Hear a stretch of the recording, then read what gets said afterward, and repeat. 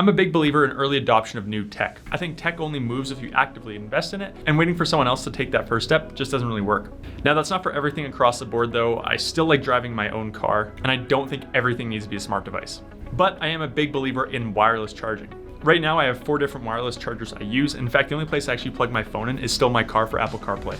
Come on, that should be standard by now. So today I'm gonna look at 3 different wireless chargers I have scattered around my house, why I like them, why I don't like them, and how I use them. All right, the first one is my little Puck wireless charger. This is a KKM 15 watt wireless charger I picked up on Amazon. It'll be linked down below. A couple things I really like about this one is it's only as big as it needs to be, which means it is one of my go-to travel chargers. It has this built-in magnetic little metal stand at the back that you can use it to prop your phone up into landscape mode if you want to tilt it towards you for watching video. And because of the really small form factor, it's really easy to pick up and still use your phone while it is wireless charging. In fact, that was one of my biggest beefs when first getting into wireless charging, was I miss being able to have my phone connected and still use it. So that's why this became my go-to pretty quick. The second is this Zera 5-in-1 wireless charger that they actually sent us. Now, I think when everyone was envisioning the future of wireless charging, this is what everyone was thinking about, right? It was somewhere where you could throw on your phone, your Apple Watch, your AirPods, plug something else into the side of it, do it all at once, one docking station. Now, what I do like about this one is it does only basically take one USB-C cord to do all these different functions. You have a MagSafe charger for your iPhone,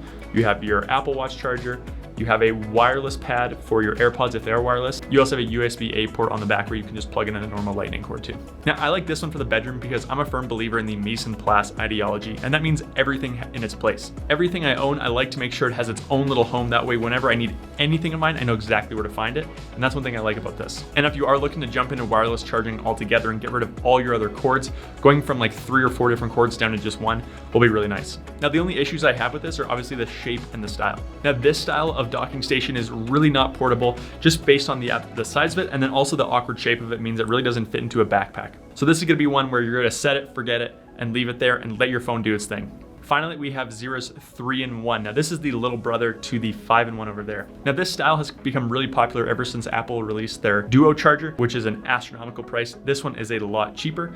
What I like about this one is it does have all 3 chargers you would need if you had AirPods, Apple Watch, and iPhone, and with all the magnets built in for MagSafe. Magnetic, folds up, really easy to travel. Now, I really like this one because it has the same capabilities for traveling and packing it away as my KKM, but it has all 3 built in. And when you are traveling, you're really not gonna notice that much of a difference in your backpack between this and this. Now, the only thing I don't like about this Zera and the other Zera is I can't use my phone while it's on it. So this is gonna be one where I'm actively putting my phone on it and walking away.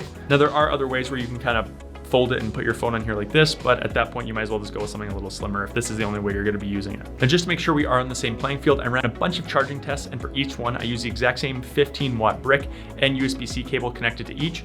All of them were connected to my iPhone 12 Pro without a case. Each charger was tasked at doing 2 30-minute charges done at separate days to see how much juice I can get in my 12 Pro in just 30 minutes. Now, as you can see, the KKM did really well on one of the charges, but the other one, it fell way behind everyone else. And in fact, it felt so weird that I did a 3rd charge on it just to see, and yeah, it happened again to be that much lower. All right, finally, why would I buy each? I would buy the KKM if one of my only wireless devices was an iPhone. I like to take the exact same charger everywhere, and I also like to use my phone while it is charging. I would buy the Zera 5-in-1 if I'm looking for an all-in-one docking station that I can leave in one place like a bedroom to let all my devices charge evenly over a long period of time. Bedroom probably makes the most sense for this one, as that's one of the only times people like to take their Apple Watch off, because normally to sleep. And I'd buy the Zera 3-in-1 charger if I have more than 2 Apple devices. I like something that I can easily travel with, but I'm not actively trying to use my phone while it is charging. So that's it. There's a ton of chargers out there now. These are a couple different ways you can easily dive into this market and start to get that wireless freedom. If you have any questions, leave them down below. I'll answer all the comments, but that's it. Thanks for watching.